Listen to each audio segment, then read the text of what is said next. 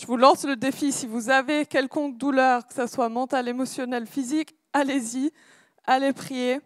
Ça va être vraiment bon. Je me réjouis vraiment d'être avec vous ce matin. Je m'appelle Cindy, pour ceux qui ne me connaissent pas. Je suis une des pasteurs ici à Home Lausanne. La raison pourquoi vous me voyez moins le matin, c'est parce que je suis pour le soir, entre autres. Du coup, je suis plus là, présente le soir, mais j'aime venir le matin parce que j'aime trop ce que vous vivez. J'aime voir tous ces enfants, vraiment. Je mets un timer si jamais. Plus pour information pour moi. On va voir si je m'y tiens ce matin. Donc, ce matin, enfin toutes ces dernières semaines, les enfants, c'est le moment où vous pouvez y aller. Je vous ai tenu jusqu'à là, je vous voulais jusqu'à la fin, mais non, on n'a pas le droit. Non, je rigole. Enfants DKT, donc 10 à 14, également, il y a un programme pour vous avec une équipe de choc. On va même vous appeler nos héros parce que réellement, vous êtes nos héros. Trop bien. Et aussi pour les personnes qui peut-être... attends, je vais le faire en anglais. For those who maybe only speak English, there's going to be a QR code where you can get the preaching notes in English if you'd like that. Super, on retourne au français. Pour ceux qui ne parlent pas anglais, j'ai juste dit qu'il y a un QR code, c'est tout. Voilà, rien d'important, rien de crucial à la prédication. Si jamais je suis genre un peu fatiguée, donc je risque de partir en tangente, mais que Dieu me garde et que je vous dise vraiment ce que j'ai à dire. Bref. Donc, on est dans une série qui s'appelle Radical. Oh là là, purée, j'ai eu peur. Je me suis dit, en fait, on va refaire les 4 prédiques. Nommé Radical, aujourd'hui, pour le matin notamment, on est dans le dernier message de cette série Radical. Et honnêtement, c'est un mot, et puis on en a déjà parlé un peu, hein, c'est un mot qui peut nous faire peur, radical, parce que des fois, on a un peu du mal à prendre des décisions et puis vraiment se positionner de manière radicale. Aujourd'hui, ça peut être même mal vu de ne pas laisser cette flexibilité. On valorise tellement cette flexibilité et puis la possibilité un peu de garder nos options ouvertes que l'idée de la radicalité, parfois, ça nous semble un petit peu figé. On se dit, oh là là, mais trop radical, c'est mal vu, c'est pas bon. On veut aussi, on a une tendance, petite tendance humaine à vouloir être un peu le maître de son propre destin et être les seuls en droit de décider réellement de notre bonheur. Et du coup, cette notion de radicalité, des fois, on est là, c'est un peu dur. Mais oser la radicalité de la foi chrétienne, et on l'a vu ces dernières semaines, je vous encourage à aller écouter les messages si vous n'avez pas entendu, mais la foi chrétienne est radicale. Elle se veut radicale et puis Jésus ne s'en excuse pas, donc on ne va pas s'en excuser. Mais c'est la réalité que en fait, vivre la foi chrétienne, c'est oser la radicalité. Et honnêtement, c'est loin d'être une évidence, la radicalité. C'est quelque chose qui est parfois difficile, et c'est le cheminement d'une vie, c'est ce qu'on va voir aujourd'hui. Mais la réalité, c'est que c'est nécessaire, la radicalité, si on veut entrer pleinement dans ce que Dieu a prévu pour l'humanité, en termes d'individus, pour chacun et chacune d'entre nous, mais aussi de manière collective en tant que corps de Christ, en tant qu'Église, mais aussi pour le monde qui nous entoure. Et dans cette série radicale, du coup, on explore un petit peu cette exhortation de Paul qu'on trouve dans Romains, où il dit « Ne vous conformez pas au monde actuel ». Et notre désir, c'est de mettre en lumière des pratiques et des attitudes, bien qu'elles paraissent peut-être radicales ou bizarres, ou genre random aux yeux de la société. C'est des pratiques qui vont représenter la nouvelle norme de l'humanité renouvelée selon Dieu. Et en tant que chrétien, on se soumet à la façon dont Dieu a créé l'humanité et on pense que lui a la meilleure version de l'humain. Lui a la meilleure idée de ce que c'est l'humain et du coup, on veut pouvoir se soumettre aussi à ce que lui dit. C'est A.J. Sherrill dans Being with God, Être avec Dieu, un bouquin qu'il a écrit. Il parle de la vie à laquelle on est invité en tant que chrétien comme une vie absurde pour la plupart des gens. Donc ça met tout de suite l'ambiance, d'accord ? On va vivre une vie absurde. Amen, alléluia. Trop bien. Bref, la semaine dernière, Raph, il a parlé sur un amour radical. C'était un message en or. En or. J'ai tellement aimé ce message. Et puis, je vous encourage vraiment d'aller l'écouter sur les plateformes d'écoute, donc Spotify, Apple, tout ce que vous voulez, même sur YouTube. Mais aujourd'hui, on va conclure cette série Et on va terminer cette série en parlant des pratiques radicales et notamment d'une pratique en particulier, vous allez voir. Si vous êtes à Home depuis un certain temps, enfin, je vais poser ça comme ça, qui a déjà entendu un message ici sur les pratiques, sur les règles de vie, toutes ces choses. Ok. Voilà. Donc, pour ceux qui sont là pour la première fois ou qui viennent d'arriver, vous verrez, c'est un thème très récurrent ici, parce qu'on pense que c'est quelque chose de crucial dans notre vie de disciple, de pouvoir vraiment construire notre vie autour de valeurs et de pratiques qui nous permettent de marcher à la suite de Jésus. Et si c'est vos premières fois, franchement, il y a une panoplie de messages sur les pratiques spirituelles. J'en ai fait une d'ailleurs il n'y a pas longtemps, donc comment est-ce que je vais aborder ce sujet de façon différente? Vous verrez, pour le coup, c'est très différent. Mais voilà, c'est quelque chose qui est important pour nous. Et on parle de ça souvent en termes de règles de vie. Ce n'est pas quelque chose que Home a inventé, c'est d'ailleurs un terme monastique. Mais la réalité de la règle de vie, et c'est Ruth Haley Barton qui dit ça, qui dit que c'est une manière d'ordonner notre vie autour de valeurs, des pratiques et des relations qui nous maintiennent ouverts et disponibles à Dieu pour le travail de transformation spirituelle que seul Dieu peut réaliser.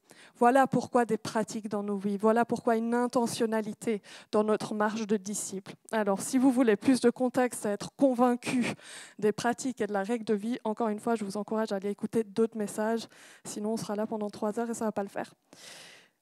Donc, en résumé, il s'agit de choisir de vivre selon les enseignements de la Bible sur la manière dont Dieu souhaite que nous vivions et de s'engager, et ça j'aime le dire comme ça, de s'engager à en faire un apprentissage continu tout au long de notre vie. C'est un apprentissage, ce n'est pas un instant T, j'ai décidé quelque chose et c'est bouclé, terminé pour le reste de ma vie. Donc pour commencer le message de ce matin, je vous laisse poireauter sur le sujet, parce que du coup vous ne savez toujours pas. Mais je vais vous introduire la pratique radicale qu'on va découvrir ensemble à travers quelques statistiques. Vous êtes prêts? Vous verrez, il y a un lien entre les statistiques et la pratique. Donc, voilà les statistiques. Donc, selon l'OMS, donc l'Organisation mondiale de la santé, il y a plus de 300 millions de personnes dans le monde qui souffrent de dépression. Et ce chiffre a augmenté de 18% en 2005 et 2015. Autre statistique, il y a une enquête qui a été menée par Gallup, je ne sais pas comment vous le dites en français, en 2021, qui a révélé que 40% des adultes dans le monde ressentaient du stress et 31% se disaient tristes ou en détresse émotionnelle. C'est bien l'ambiance, hein? Super. Cool, ça va que faire de continuer. Une étude par YouGov aux États-Unis en 2019 a révélé que 29% des adultes ont admis utiliser de l'alcool pour s'évader ou oublier leurs problèmes.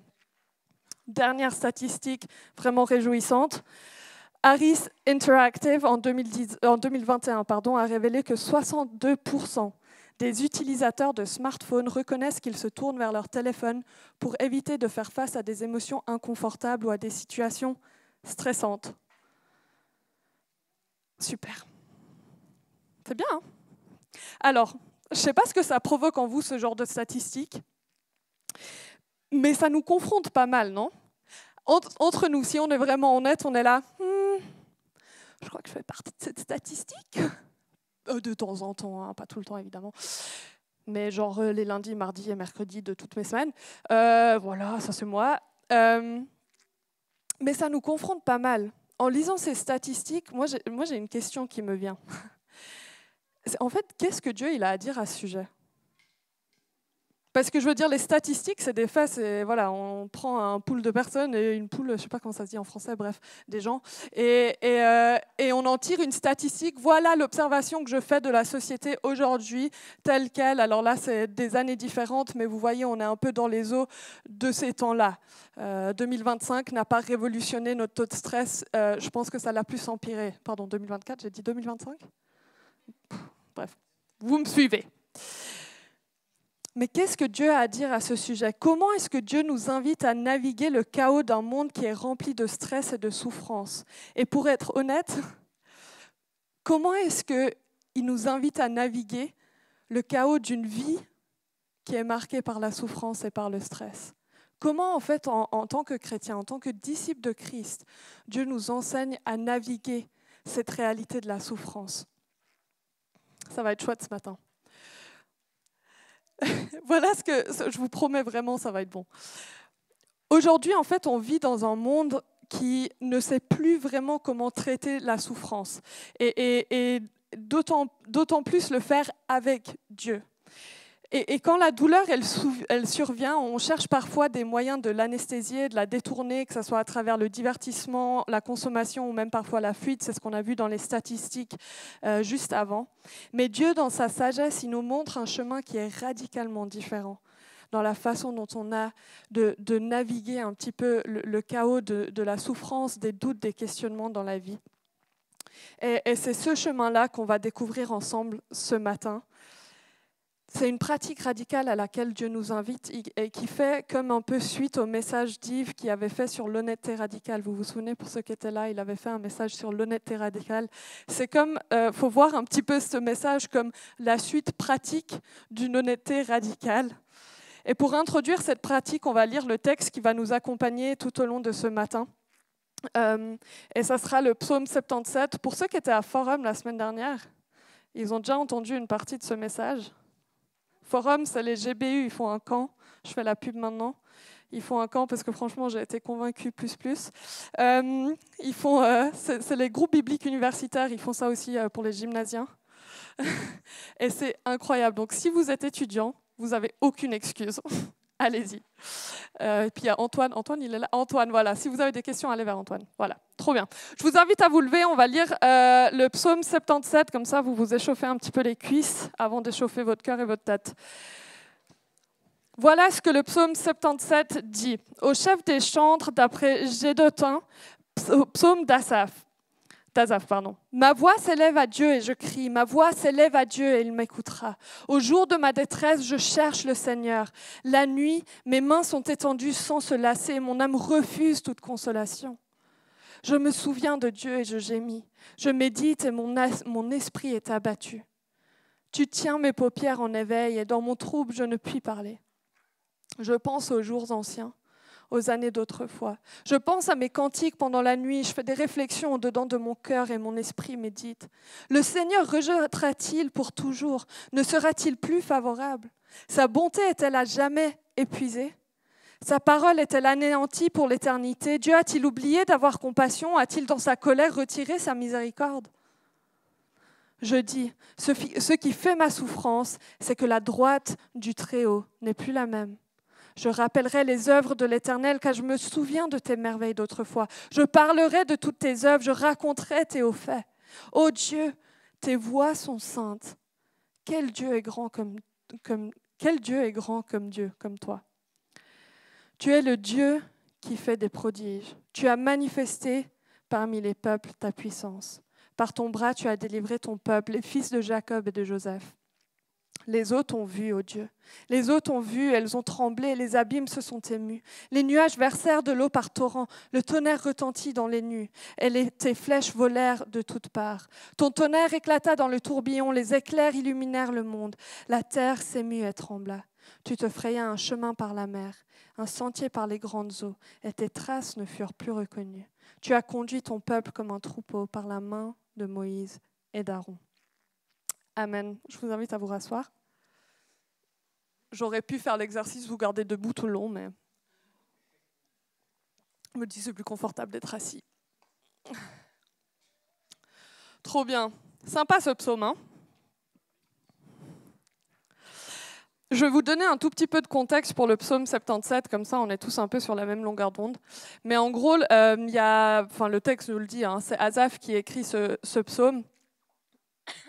C'est un des chantres du coup qui nous est dit, hein, de la maison de l'Éternel, et puis on peut lire ça dans 1 Chronique au chapitre 15 si vous voulez aller voir. Mais c'est lui qui l'écrit, et puis en fait on suppose que ce psaume a été écrit pendant une période un peu turbulente pour le peuple d'Israël, où c'était sûrement pendant l'exil babylonien, ce qui veut dire qu'ils n'étaient plus dans la terre promise, ils n'avaient plus leur temple, enfin bref, voilà, vous voyez, ils sont mis en exil, ils sont là, mais Dieu, où est-ce que tu es? Est-ce que tu nous as abandonnés? Est-ce que réellement tu es un Dieu qui est fidèle? Et puis en fait, il y a vraiment une tension qui se ressent aussi juste en lisant ce psaume. Il y a une crise profonde qui est comme évoquée dans ce psaume-là. Mais c'est à peu près la réalité, en tout cas de ce qu'on suppose de ce contexte-là pour le psaume 77. Et ce que j'aime trop dans ce psaume, c'est qu'en fait, là, du coup, on recense un petit peu la prière et les pensées d'Asaph. Et en fait, on voit qu'il se demande si Dieu a oublié ses promesses. Et il se demande si en fait il est réellement encore à l'écoute. Et je sais pas, est-ce que vous avez déjà vécu ça? C'est une question rhétorique, donc répondez dans votre tête. Mais est-ce que vous vous êtes déjà posé les questions comme Dieu, t'es où? Est-ce que tu m'as oublié sur cette terre? Je sais qu'il y a beaucoup de gens, mais quand même, tu es supposé être omniscient, omnipotent et tout. Dieu, est-ce que ta bonté a une date limite, genre en mode là c'est fini, c'est péremption totale de ta bonté? Où est-ce que tu es, Dieu? Et le texte commence par ce cri-là. Asaph se souvient des jours passés où il sentait la présence de Dieu et il se demande pourquoi est-ce qu'il ne ressent plus cette proximité-là. Et si ça fait un petit moment que tu marches avec Dieu, sûrement que tu t'es déjà retrouvé à un moment dans cette situation-là. Et pour ceux et celles qui se demandent, Cindy, de quelle pratique tu vas bien parler depuis tout ce temps, parce que c'est quand même l'idée de parler d'une pratique. Le suspense s'arrête à là, promis, je vais vous le dire. Mais en fait, en découvrant un petit peu le rythme, et on va le voir ensemble, hein, ce psaume, on va découvrir un cadeau que Dieu nous donne dans notre vie de disciple, et c'est celui du chemin de la lamentation. Wouh! Je sens une réjouissance en vous, c'est fou. En fait, ce psaume nous immerge en plein cœur du chemin de la lamentation. Et c'est un parcours qui est radical auquel Dieu nous invite et c'est une pratique qui doit profondément être inscrite dans la façon dont on a de vivre notre foi et de vivre notre marche de disciple. Et dit comme ça peut être un petit peu perturbant parce que quand on entend le mot lamentation, je pense qu'on entend tous des choses très différentes.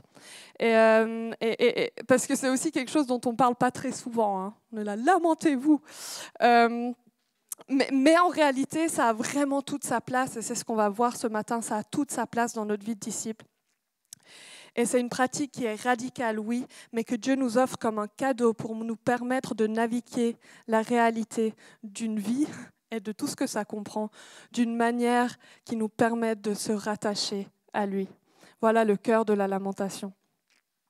Donc ce matin, on va rentrer un peu dans le vif du sujet de la lamentation. À quoi est-ce que ça ressemble de vivre avec Dieu? C'est ça un peu vraiment le point central, hein, de vivre avec Dieu à travers ces moments qui nous confrontent, qui peuvent nous heurter, qui peuvent nous questionner, où il y a des doutes qui vont remonter, où il y aura des points de souffrance qui vont remonter. Comment est-ce qu'on continue à engager dans notre conversation avec Dieu dans ces moments-là de souffrance et de doute? Comment est-ce qu'on choisit la radicalité en tant que disciple de Christ dans ces moments-là? Donc, mon premier point, pour qu'on ait un peu tous une base commune, c'est qu'est-ce que la lamentation biblique? Et là, du coup, évidemment, on va se baser sur la Biblios pour voir un petit peu, en fait, c'est quoi réellement la lamentation biblique? Et puis ensuite, on va vraiment décortiquer ensemble le psaume et on va découvrir un petit peu, ce qui sera mon deuxième point, le rythme de la lamentation. Mais en gros, dans notre culture, la souffrance est souvent perçue comme un peu un échec ou quelque chose à éviter un peu à tout prix. Je pense qu'on a hérité malheureusement un petit peu cette réalité ou cette idéologie que le bonheur, c'est l'absence de la souffrance, que la joie, c'est l'absence de doute, c'est l'absence de questionnement, c'est l'absence de confusion, c'est l'absence de toutes ces choses-là. Et du coup, en tant que disciple de Christ, quand on est face à la souffrance, quand on est face au doute, quand on est face à la confiance, on est là déjà, est-ce que j'ai le droit de douter? Est-ce que c'est pas... au faible de moi, je suis nulle, je ne sais pas vraiment croire en Dieu. En fait, comment est-ce que je gère la souffrance? Comment est-ce que je gère est-ce que je peux continuer à aller vers Dieu avec ça? Ou est-ce qu'au contraire, il faut que je règle un peu tout pour que je puisse me présenter bel et bien comme je suis, toute propre, toute bien, toute nickel, j'ai pas de questions pour venir devant Dieu. C'est quoi en fait? Et je pense qu'il y a une réalité où on préfère des fois cacher un petit peu notre souffrance, cacher nos questions, nos doutes sous un masque un peu de résilience, de positivité, dire non mais... grâce à Dieu, tout va bien, c'est super. Et ce que j'aime trop, c'est que la Bible ne nie pas la réalité de la souffrance, elle ne le met pas de côté. D'ailleurs, c'est quelque chose qui est intégré pleinement et profondément dans l'histoire biblique.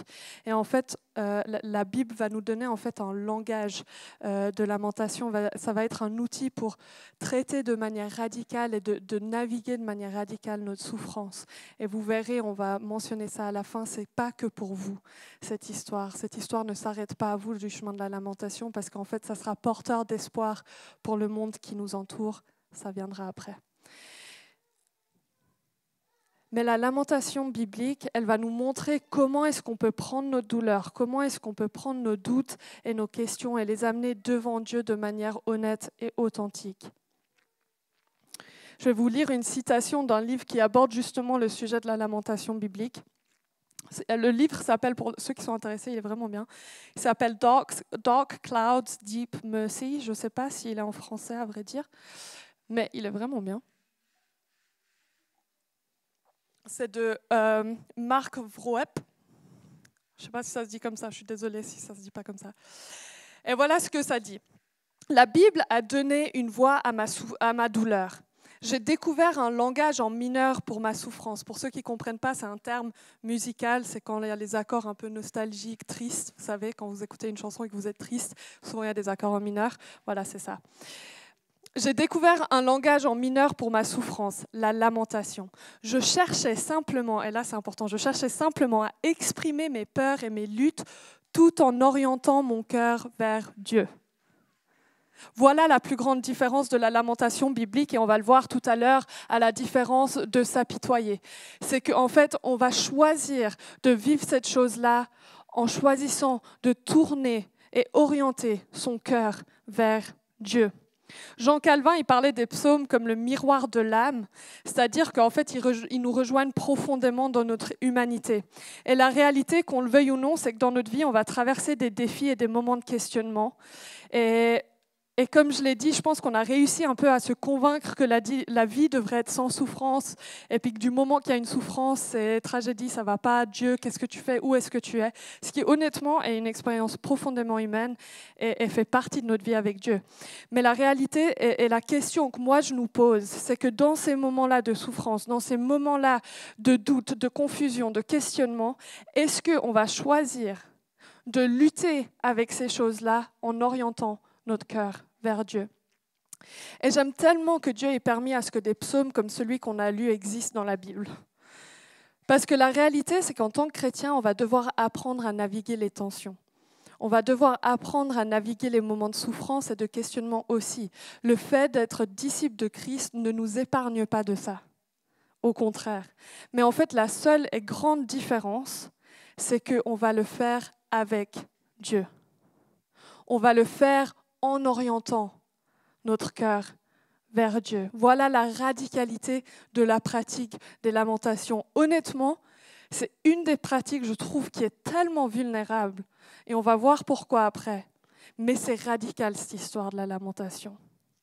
Et un psaume comme celui-ci en particulier va nous donner des mots à la lamentation quand souvent on se retrouve sans voix. Je vais le redire, hein, mais Mark Vroep, il le dit très bien, la Bible a donné une voix à ma douleur. La lamentation biblique dans les psaumes, c'est vraiment une forme de prière et il faut vraiment le comprendre comme une prière où les psautiers vont exprimer leur douleur, leurs frustrations et leurs questions les plus profondes devant Dieu. Et contrairement à ce qu'on pourrait penser, la lamentation, ce n'est pas simplement une plainte ou un murmure de désespoir.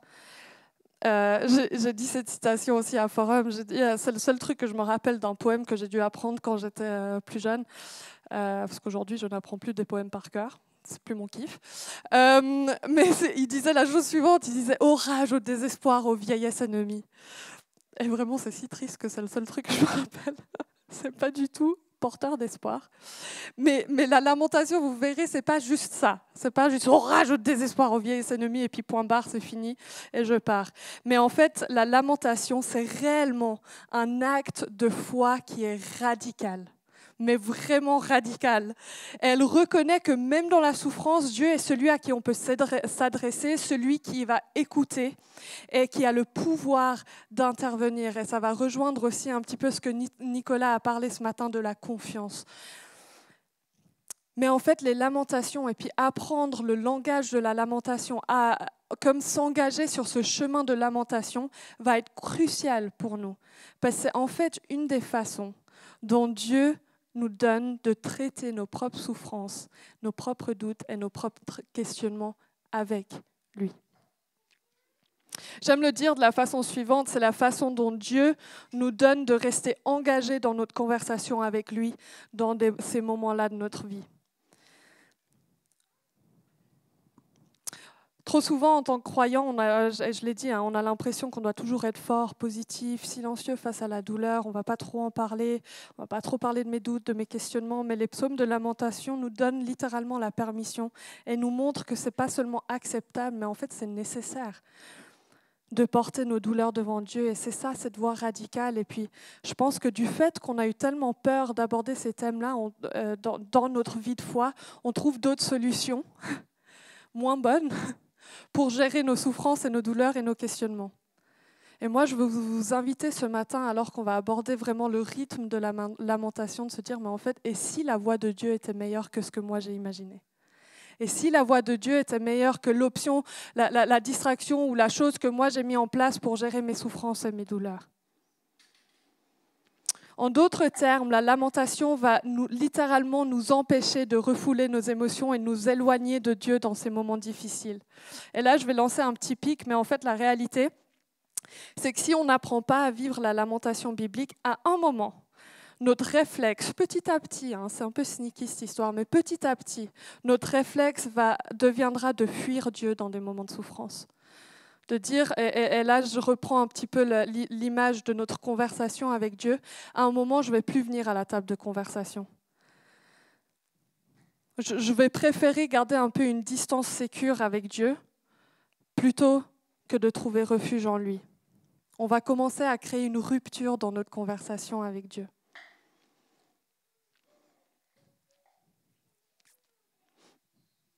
Donc, ce que la lamentation nous explique, et je vous dis tout ça d'emblée, mais on va voir tout ça dans le psaume 77, c'est qu'elle nous enseigne qu'on peut être en souffrance tout en restant avec Dieu, et que la prière, ce n'est pas seulement une question de louange, d'adoration, mais c'est aussi une conversation sincère avec Dieu, une conversation honnête avec Dieu dans les moments les plus sombres.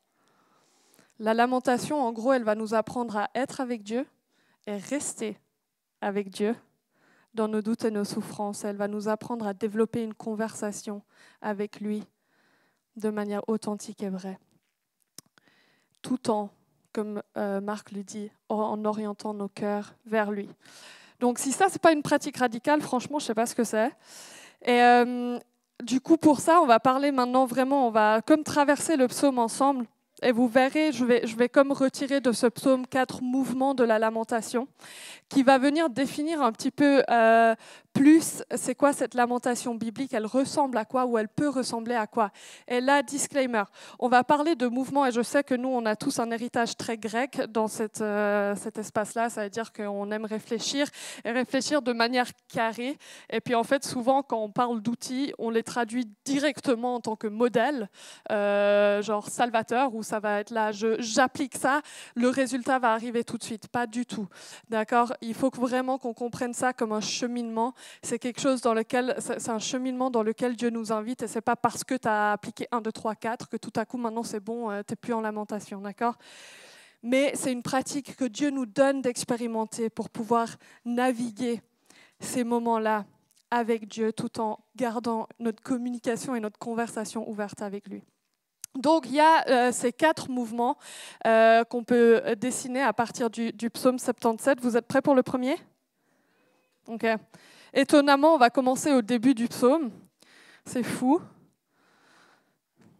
Du coup, on va être assez linéaire, là, ce matin, pour le coup. Je vous relirai à chaque fois les versets, comme ça, on se les rappelle et on se les remémore. Voilà ce qu'il dit.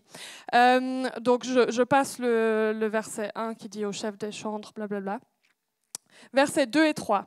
« Ma voix s'élève à Dieu et je crie. Ma voix s'élève à Dieu et il m'écoutera.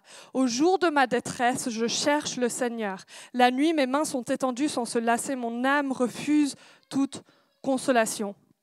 Le premier mouvement de ce psaume, il est fascinant. Et honnêtement, c'est une des différences fondamentale de la lamentation biblique.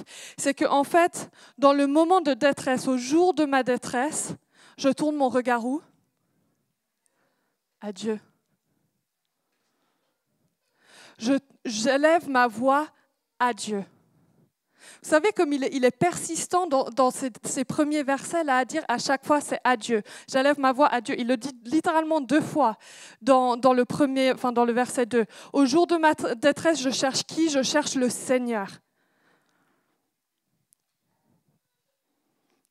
3 fois au début de ce psaume, il est en train de répéter « J'oriente mon cœur vers Dieu ». C'est littéralement le premier mouvement dans notre lamentation. Je vais orienter mon cœur vers Dieu. Souvent, j'aime l'expliquer. Moi, je suis quelqu'un d'assez visuel, donc je vous donne des images.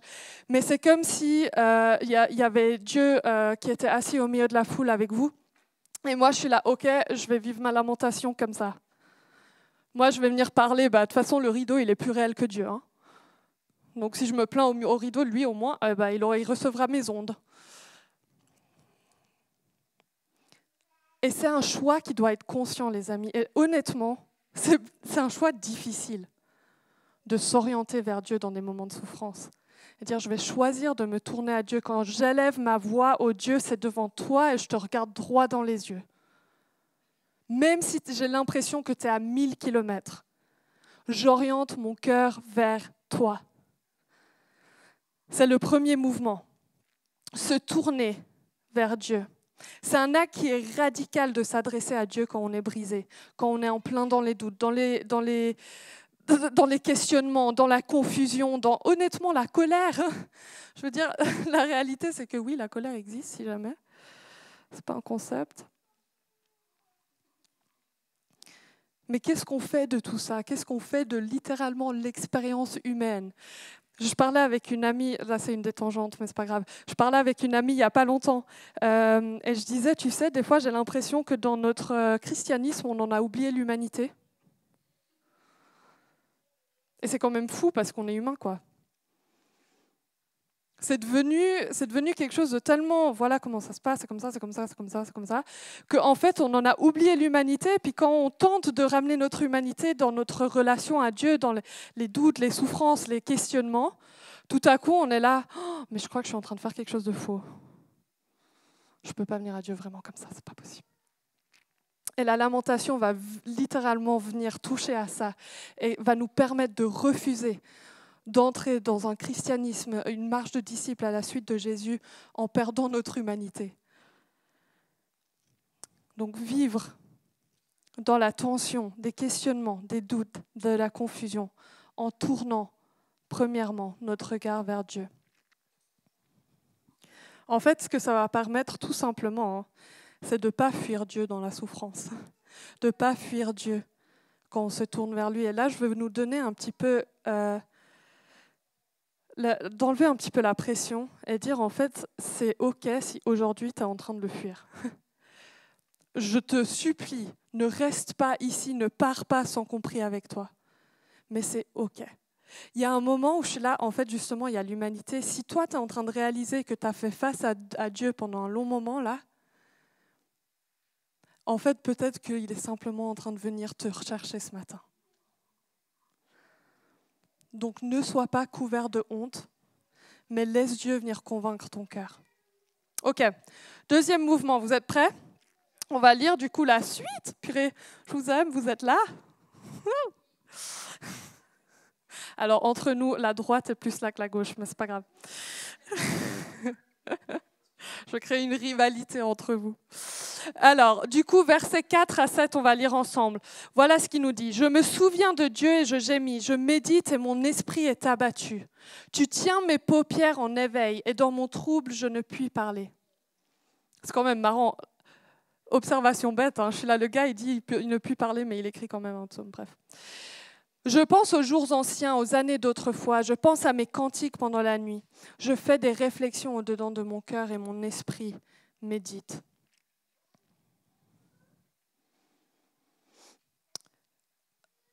Le deuxième mouvement qu'on va ressortir un peu de ce psaume dans l'expression de notre lamentation, ça sera exprimer ce que l'on vit. Et là, en gros, c'est plains-toi. C'est pas tous les dimanches matins qu'on entend ça. Hein. Ouais, on peut se plaindre. Encore une fois, c'est pas de l'apitoiement, hein, parce qu'on est en train de regarder à Dieu. Mais ose exprimer ce que tu es en train de vivre. Le gars, il est en train de décrire qu'il est couché dans son lit, il n'arrive pas à dormir, il est tourmenté, il est en train de réfléchir. Je pense que des fois, si on est honnête, on a vécu des nuits comme ça, où on se souvient de Dieu, on est là, mais Dieu, purée, mais avant tu faisais ça, mais c'est pas possible. Le Dieu d'autrefois, autrefois, c'était mieux que maintenant, hein, franchement. Et puis, en fait, de toute façon, tu n'es pas là. Et puis, en fait, je suis en train de réfléchir au-dedans de mon cœur, mon esprit médite, et en même temps, je suis en train de penser à mes cantiques que je chantais autrefois, et puis les années d'autrefois, c'était tellement mieux, et là, je suis troublée, je peux même plus parler, je sais plus quoi faire. Enfin, vous voyez, le gars, il est en train d'exprimer littéralement l'état de son cœur tel qu'il est, sans filtre. Et dans ce mouvement-là de la plainte ou d'exprimer ce qu'on vit, ce qui est radical là-dedans, c'est qu'en fait, tu vas devoir oser une honnêteté brute. Oser dire à Dieu ce que tu ressens réellement, même si c'est dérangeant, même si tu as l'impression que ce n'est pas théologiquement juste.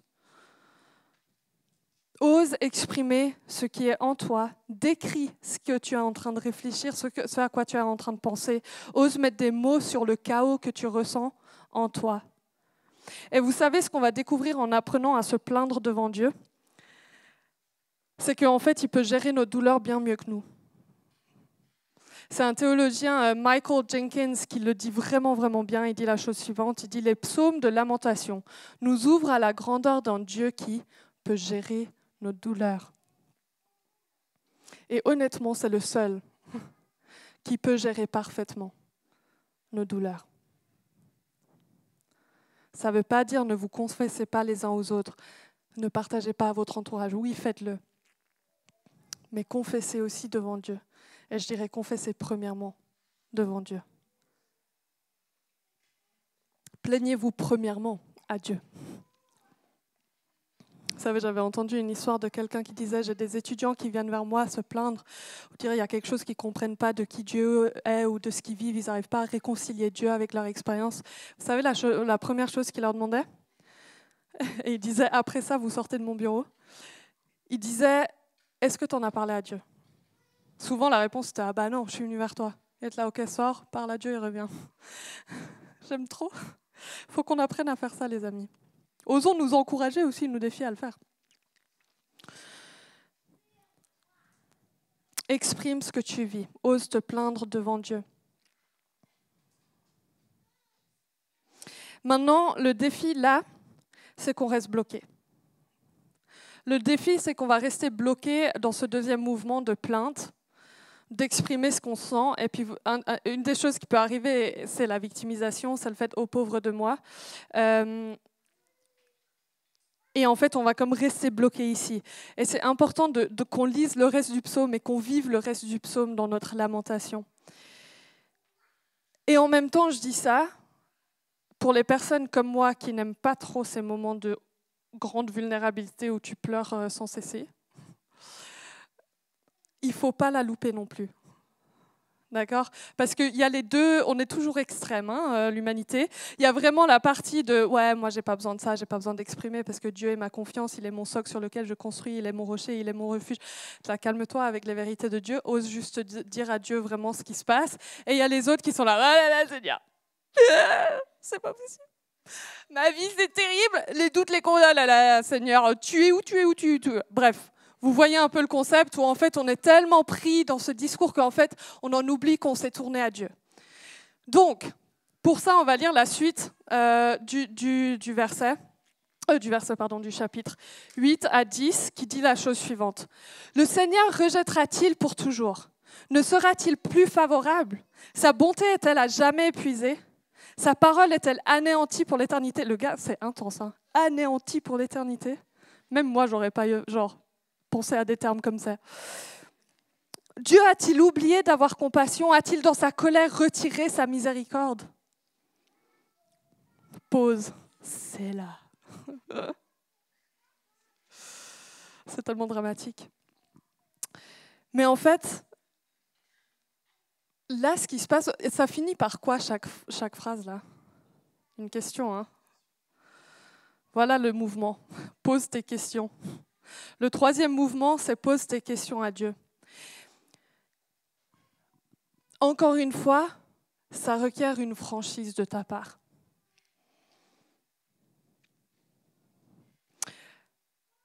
En quoi est-ce que le fait de poser tes questions à Dieu, c'est radical? Je vais te le dire tout de suite. En fait, cette radicalité-là, cette pratique-là de poser tes questions à Dieu au sein de ta lamentation, va comme refuser le silence et va oser remettre en question dans la confiance. Et on va voir ça dans le 4e mouvement.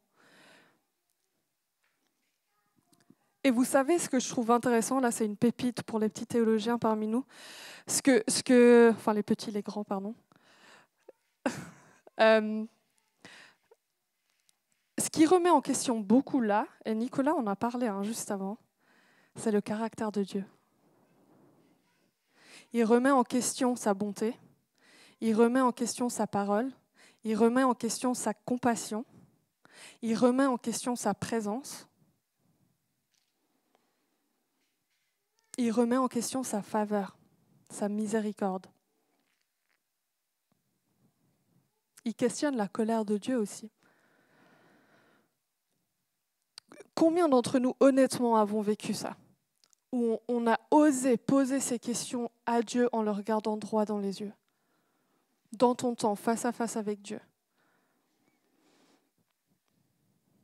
Ose poser tes questions. Le 4e mouvement est le dernier. Et là, du coup, on va lire toute la suite. Comme ça, on l'aura entendu 2 fois aujourd'hui. Versets 11 à 21. Pour D, dans la Bible, si jamais vous avez vos Bibles avec vous, c'est un verset de moins dans certaines traductions. Ça dépend juste, pour ceux qui veulent savoir, de quelle langue ça a été traduit. Est-ce que c'est de la Septante, donc du grec, ou de l'hébreu? Voilà, petite info, fun fact. 11 à 21. Je dis, ce qui fait ma souffrance, c'est que la droite du Très-Haut n'est plus la même. Je rappellerai les œuvres de l'Éternel, car je me souviens de tes merveilles d'autrefois. Je parlerai de toutes tes œuvres, je raconterai tes hauts faits. Ô Dieu, tes voies sont saintes. Quel Dieu est grand comme Dieu? Cette phrase, elle me perturbe à chaque fois. Tu es le Dieu qui fait des prodiges, tu as manifesté parmi les peuples ta puissance. Par ton bras, tu as délivré ton peuple, les fils de Jacob et de Joseph. Les eaux t'ont vu, ô Dieu, les eaux t'ont vu. Elles ont tremblé, les abîmes se sont émus. Les nuages versèrent de l'eau par torrent, le tonnerre retentit dans les nues et tes flèches volèrent de toutes parts. Ton tonnerre éclata dans le tourbillon, les éclairs illuminèrent le monde. La terre s'émut et trembla. Tu te frayas un chemin par la mer, un sentier par les grandes eaux, et tes traces ne furent plus reconnues. Tu as conduit ton peuple comme un troupeau par la main de Moïse et d'Aaron. Voici mon dernier point, dernier sous-point, mouvement de ce rythme de lamentation. Se souvenir et faire confiance. La lamentation va nous pousser dans une direction. Le chemin de lamentation n'est pas statique. On va vivre des moments de plainte, on va vivre des moments de questionnement, des moments où on se tourne à Dieu, mais on va aussi vivre à un moment donné, le moment où on va choisir de se souvenir de qui Dieu est. Vous vous rappelez de ce que Nicolas a dit, de choisir de faire confiance en le caractère de Dieu et ce qu'il a fait. Et c'est exactement ce qu'on va voir là dans ces derniers versets. La première partie, on rappelle les œuvres de l'Éternel, on se souvient des merveilles d'autrefois, on parlera de ses œuvres, on racontera ce qu'il a fait. Et ensuite, on déclare que ses voies sont saintes, qu'il est grand, qu'il est le plus grand de tous les dieux, qui fait des prodiges, qui se manifeste, que son bras a délivré son peuple. À la fin, là, ces derniers versets où des fois on se dit, purée, c'est quoi son délire avec les eaux? C'est qu'en fait, il est en train de rappeler son histoire avec le peuple d'Israël et Dieu. D'accord? Il est en train de se rappeler lui-même de l'histoire de comment Dieu a agi pour lui et avec lui dans son histoire. Et en fait, arrive un moment dans notre lamentation où en fait il va falloir qu'on se rappelle ce que nous savons être vrai. En tant que chrétien, en tant que disciple de Christ, on choisit de faire confiance que le Dieu de la Bible est le Dieu de la vérité, donc c'est-à-dire ce qu'il dit dans la parole et ce qui est vrai de lui. Et à un moment, il va falloir choisir dans notre lamentation, même si tu as l'impression d'y croire à moitié, de déclarer, en fait, voilà ce que tu dis que tu es.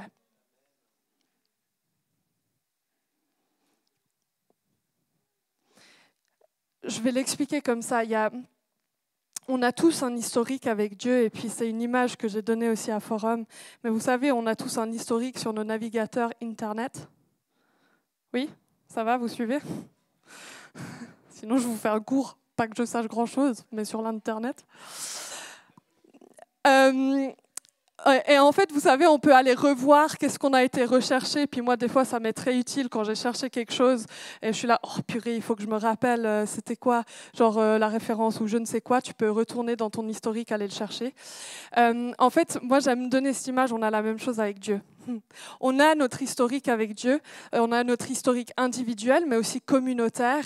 Et littéralement, la Bible nous donne aussi un historique de comment il a été fidèle parmi tous les âges, tous les temps. Et puis, dans ta vie, tu auras aussi un historique individuel.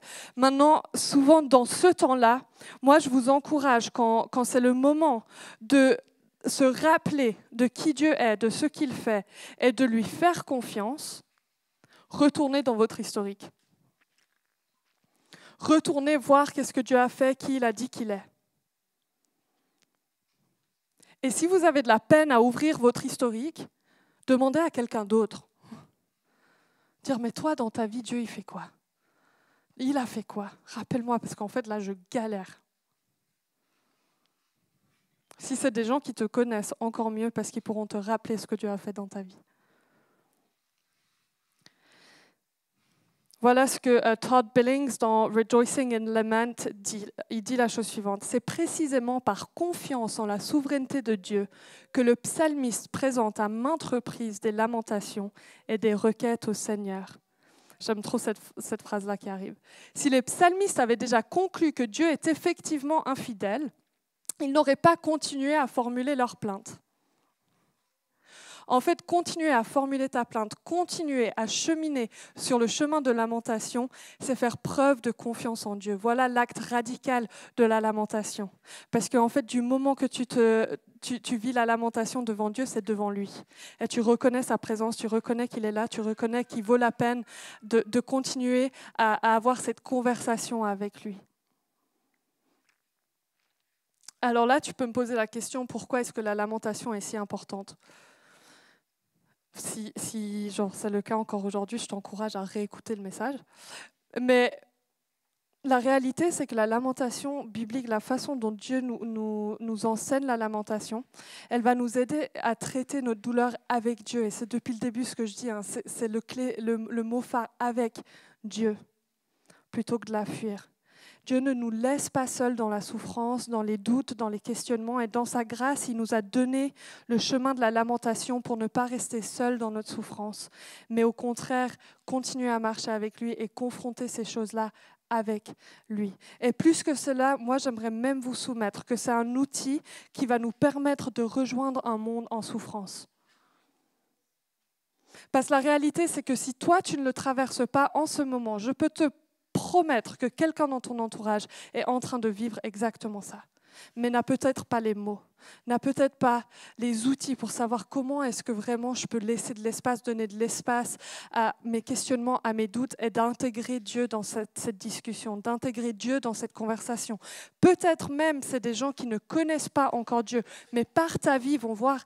Mais elle, j'ai l'impression qu'il y a une source qui dépasse mon entendement, dans laquelle elle peut trouver refuge dans sa souffrance, dans laquelle elle va à chaque fois qu'il y a des questionnements, qu'il y a des doutes, qu'il y a des peurs. Et cette personne-là risque de venir vers toi et dire, mais en fait, comment tu gères ça ? Parce que j'ai l'impression que comme moi, tu as des questionnements, tu as des souffrances, tu as des doutes, mais j'ai l'impression qu'entre toi et moi, il y a des mondes à part. Mais est-ce qu'on est prêt nous-mêmes à expérimenter ce chemin de la lamentation pour que ça devienne aussi une manifestation de qui Dieu est, la façon dont il nous rejoint aussi dans nos questionnements, qui nous rejoint dans nos doutes pour le monde qui nous entoure. Je vais inviter l'équipe Louange à me rejoindre. On va gentiment conclure.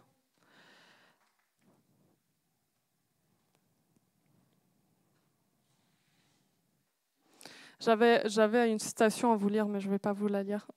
Pour ceux qui la veulent, vous pouvez venir vers moi après. Mais cette citation parle du chemin que la prière va prendre dans notre chemin de lamentation, qu'à la fin, il parle du psaume 50 et il dit à la fin, notre prière arrivera à une prière d'adoration et de louange du psaume 150.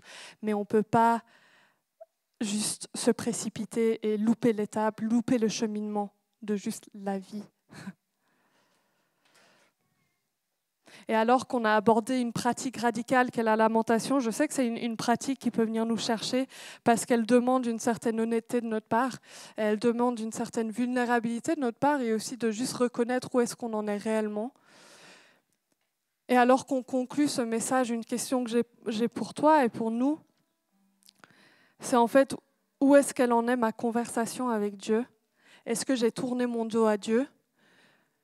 Est-ce que j'ai juste arrêté de venir à Dieu dans mes doutes, dans mes questionnements, dans mes souffrances? Est-ce qu'en fait je suis tombée dans un apitoiement? Et peut-être pour certains d'entre nous, c'est en fait peut-être qu'il faut que j'apprenne à me lamenter. Je ne sais pas ce que ça veut dire exactement dans la pratique, mais je veux apprendre. Et du coup, je vais nous inviter en tant que communauté, tout le monde à se lever. Et c'est un choix personnel, hein. Mais en tant que communauté, on veut choisir d'apprendre à se lamenter de manière à ce que notre cœur soit toujours orienté vers Dieu. Pour ceux qui veulent expérimenter ça, qui veulent peut-être apprendre, qui veulent peut-être recommencer leur conversation avec Dieu, je vous invite juste à mettre une main sur votre cœur. Et je vais prier, puis ensuite on va juste prendre un temps d'adoration. Seigneur, je te remercie pour ces pratiques radicales que ta parole nous révèle. Je te remercie qu'en tant que disciple, tu ne nous laisses pas juste à devoir patauger sans savoir où on va. Je te remercie pour des outils concrets que tu nous donnes. Seigneur, pour naviguer le chaos de la vie, pour naviguer les doutes, les questionnements. Seigneur, je te remercie qu'on peut venir devant toi, se tourner vers toi en tout temps et avec toute chose. Et je prie ce matin que tu nous donnes le courage d'oser cette radicalité d'honnêteté devant toi, d'oser se lamenter devant toi, d'oser dire « Seigneur, jusqu'à quand ?» D'oser se tourner vers toi, d'oser exprimer ce qui se passe en nous, d'oser questionner, d'oser se souvenir de qui tu es, ce que tu fais, et te faire confiance. Seigneur, que notre vie de disciple, que notre chemin de lamentation soit un acte de foi radical qui déclare notre confiance en toi, parce qu'on choisit de continuer notre conversation avec toi. Aiguise nos cœurs, Seigneur. Fais de nous des hommes et des femmes honnêtes, authentiques devant toi, et qui deviennent une lueur d'espoir pour le monde qui nous entoure. Apprends-nous à te suivre, même au travers des vallées, même au travers des questions, des doutes, de la confusion, de la souffrance. Et Seigneur, qu'on puisse te rendre gloire en toutes choses et en tout temps. En ton nom, je prie. Amen.